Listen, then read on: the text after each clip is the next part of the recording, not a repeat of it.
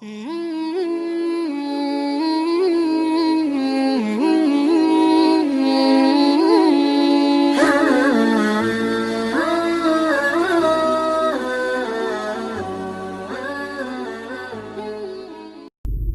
itu dalam sejarah keulamaan, ya, sejarah kebanyakan, itu selalu ada sedekah-sedekah yang tidak tepat sasaran.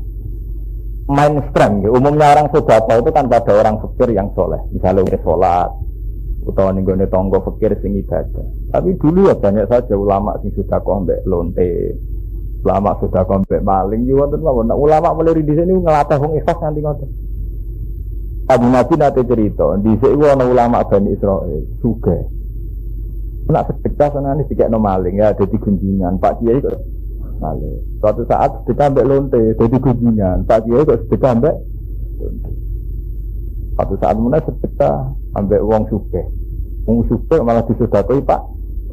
Ini cerita Nabi itu tentang hadis sohih. Akhirnya suatu saat ulama Bani Israel ngekei penjelasan. Umumnya yang sedekah yang lonte, wak perkara untuk awak. Jadi kompensasi ini. Artinya mau lonte-lonte itu untuk sedekah ke kiai-kiai, ora usah lonte. Untuk sedekah, ora usah kompensasi ini, apa?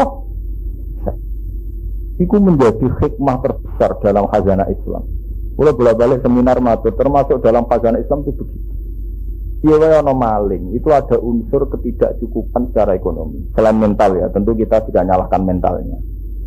Tapi andekan dia itu sering tercukupi oleh orang-orang soleh di sedekah, kan dia maling juga karena ingin makan kan. Coba kalau makannya sudah dicukupi negara atau dicukupi orang sekeliling. Makanya ini khazanah, kita tidak harus melakukan karena ini satu sikap yang nggak mudah.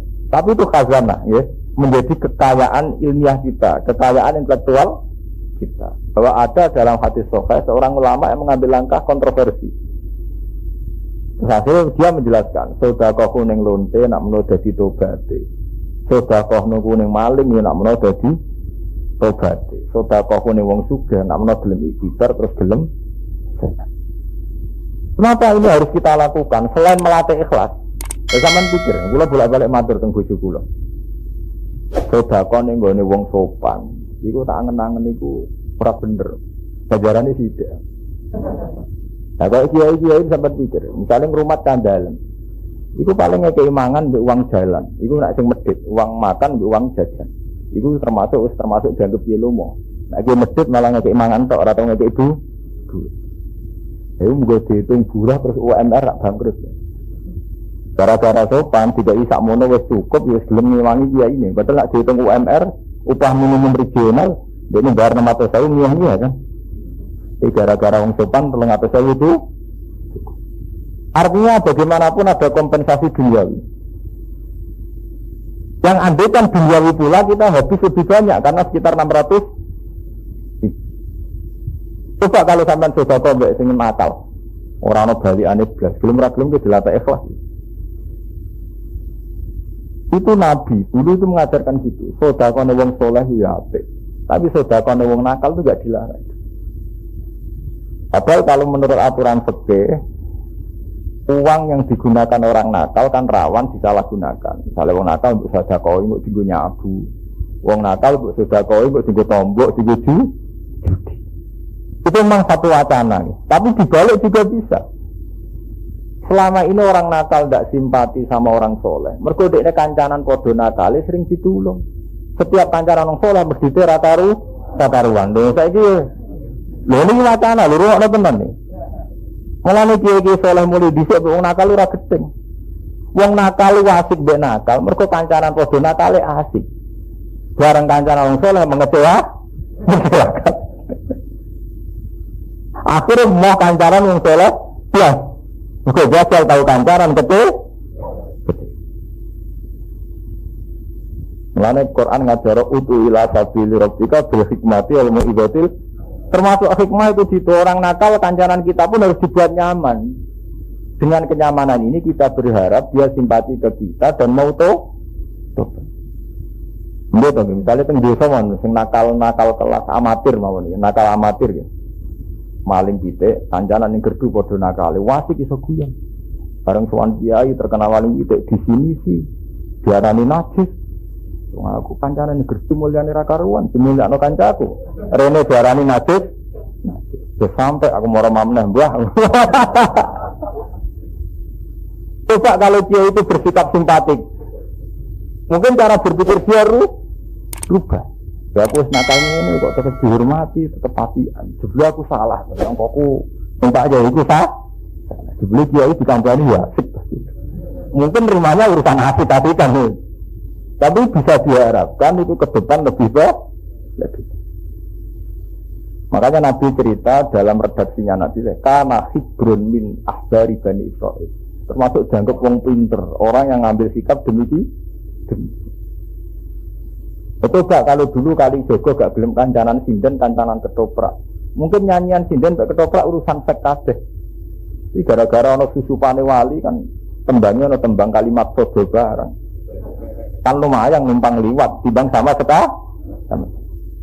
misalnya alat malahi, mbok haramno ku yo repot. Yo nak penyanyine serono karwan haram itu saja tidak murni karena musiknya, karena kasful au. Nyatanya kalau alat musik yang sama dipakai opik, dipakai siapa itu Haddad Alwi, orang menjadi cinta Allah, cinta Rasul, sama-sama alat musik. Lalu kalau buatan pendapat, jadi sing haram alat musik fakot itu buatan pendapat. Karena bagaimanapun haram semusma'ala itu kasful auratnya atau siarul fasakohnya. Begitu, gitarnya sama originnya. Saya tidak mengatakan halal enggak ya, tapi harus ada perbandingan. Gitarnya sama, originnya sama. Saat dipakai opik, dipakai Haddad Alwi, wong iso nangis. Apa sing ora haru ataupun nyanyi Allahu Akbar. Nyanyi ini tulis tentang Rasulullah. Tapi saat dipakai penyanyi-penyanyi blotor, ya wong sahabat tenan, kriminal kan. Tapi itu kan sudah kombinasi kan. Karena yang satu serbanan, ana musik lah ra ndadekno wong sahabat. Sing sitok wis musik ana wong uga, ndadekno napa? Artinya kalau musik berdiri sendiri kan enggak ada jaminan sama sekali itu ke haram atau ke halal. Wong kiai sing ngaramno musik bedino nyetel opik. Enggak Haddad Alwi. Lha maksudnya piye to bah menawa haram. Nah ini rapopo itu kan. Makanya Ibnu Hazm itu seorang ulama besar mati-matian dia darahnya nak musik haram itu keberatan. Karena dalam sejarah mesti begitu. Dulu ada Jalaluddin Rumi memanfaatkan musik untuk isek, untuk cinta Allah. Sekarang era sekarang saja kita menangi ono opik, ono sulit saja siapa. Betul, sing orang karena dengar alunan-alunan itu menjadi mencintai Tuhan dan Roh. Meskipun musik yang sama digunakan orang-orang nakal yang kemudian menjadi nakalan juga, menjadi maksiat. Makanya dari Ibnu Hazm, jangan-jangan musik itu kayak peso. Peso nak gue masak, gue permatamu ya ibadah, gue nyusul uang ya dosa tenan. Ya artinya barang-barang ngono karena kegunaan ya kan. Ya, tangan gue sujud di ganjaran tenan, gue jodoh si uang ya maksiat. Sama seperti yang hadis pertama tadi. Alat kelamin wa fibut ya hajikum. Ketika kita ngumpul istri ya ganjaran tenan. Bandingannya saat haram ya dosa.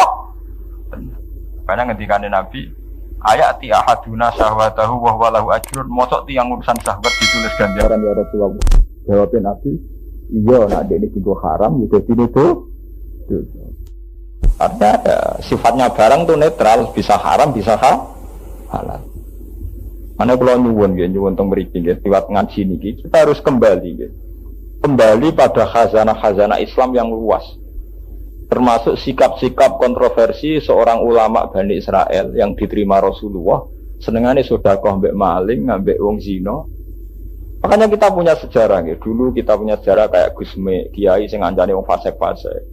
Di Jakarta ada kiai-kiai kayak Gus Dur. Kita ndak bela ndak, tapi kita punya ruang, secara intelektual punya ruang untuk memberi hak mereka melakukan ijtihadnya. Nggih, sampean jangan salah paham ya. Kita bukan anti atau mendukung ndak. Tapi kita punya khazanah untuk memberi beliau-beliau ini ruang. Nggih. Ruang bahwa ijtihad itu tidak salah-salah amat. Karena kalau orang kiai ngancani santri tok, orang sing ngancani wong nakal ora duwe kiai. Peluang tobatnya ndak. Kale lonte ora ono sing ini, terus to peluang tobatnya ora ono sing ngandha, ora ono sing ngandha. Paham ya? Dan ini khazanah dalam Islam, apa khazanah? Memang nggak harus sepersis itu, tapi khazanah. Dulu Nabi begitu. Cerita. Kita ada ulama yang perilakunya kontroversi, tapi itu diterima oleh konsepnya Nabi karena khazanah menjadi kekayaan kita. Umpama rano kiai sing gelem kiai ning rutan-rutan. Kan kata di ustaz-ustaz sing disewa kepolisian, bedino dakwae ning rutan. Orang kiai ning jamaah taklim ta teng budi rutan. Wong kok ngandani preman-preman sing penjara. Tapi gara-gara ana kiai-kiai sing kurang kerjaan ngono hikmahe gede. Mantan rutan sing tobat mergo zaman ning rutan dibina.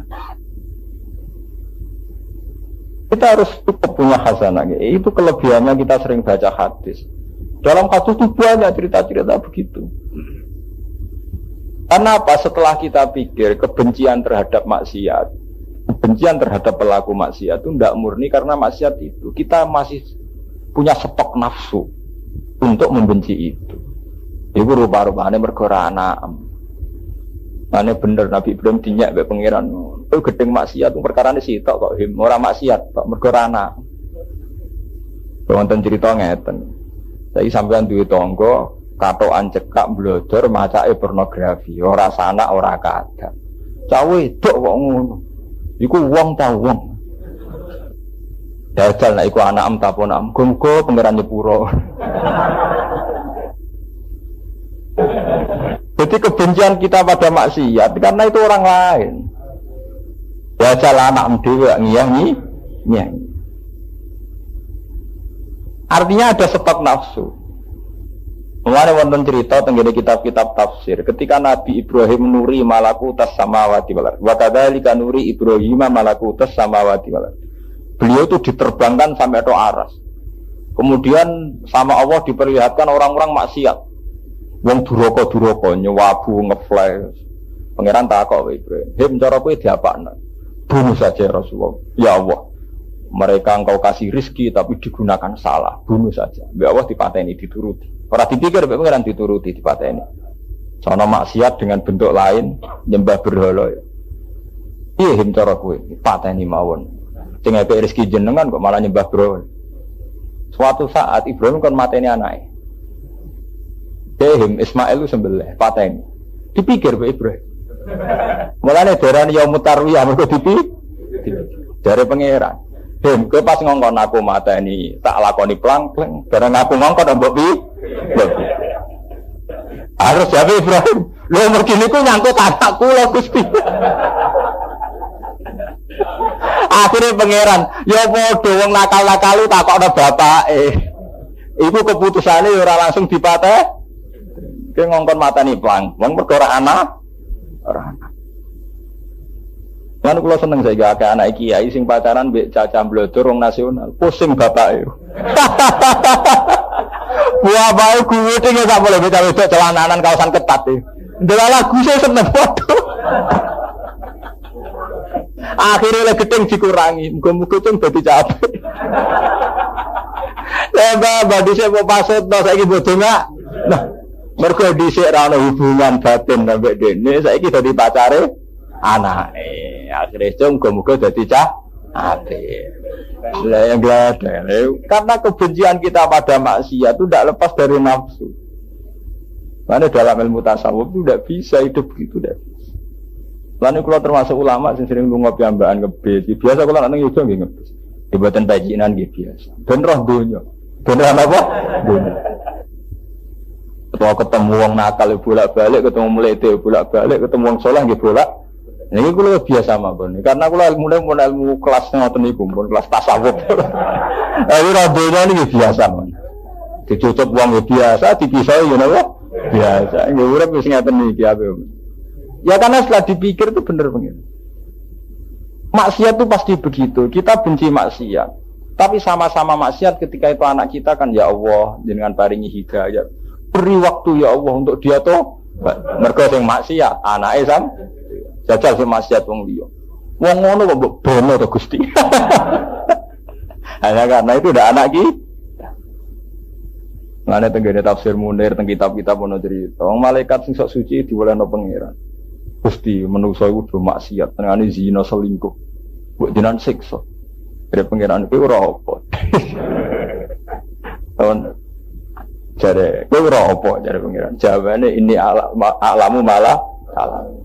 Tenan Gusti, mandir maksiat tenan. Lho mergo manusa tak kei nafsu, kowe iku sok suci mergo ora tak kei nafsu. Jajal tak kei, tenan. Harut marut ku jajal. Jika nafsu diturunkan ning bumi. Lha coba pertama ku pinggir wong wedok adus. Nih cerita kita. Abe harut marut langsung diperkosa. Jare pengiran, manusa nak ape zina, ngenteni kerayu setahun 2 tahun ke malah langsung. Cek lumayan manusa cek tahun nimbang. Barang kowe dikei nafsu turun pertama langsung apa? Jadi. Itu nunjukno betapa tidak mudah kita untuk anti maksiat dengan arti itu maksiat. Kita ternyata anti berkait dengan karena subjeknya, pelakunya tidak keluarga kita. Target kita ampun-ampun. Mana saat ini kata kiai-kiai kewala, godeng PKB dalam mantune PKB, godeng Golkar adalah besanan mbek wong Golkar. Mana keluar mbek partai kon gedeng teman-teman ya mau nggak SD anak pusing loh. Kayak kiai-kiai kuata, teng Rembang ya kuata, kiai godeng Muhammadiyah, lah anak kuliah pacaran mbek Muhammadiyah. Ampun tenan. Gedeng PKB anak pacaran. Pokoknya nak kena keluarga itu hampir lebur, yang kena keluarga pengapes, nggak bisa. Mana saat ini biasa, saat ini biasa mawon. Makanya ini dalam khazanah Islam itu ada pilihan-pilihan dalam cara dakwah, cara ijtihad. Sementing kabeh iku fafru ilaw. Sementing kabeh iku udrabika bil hikmati wal mau'izatil hasanah. Pun iki malam mengke ngombe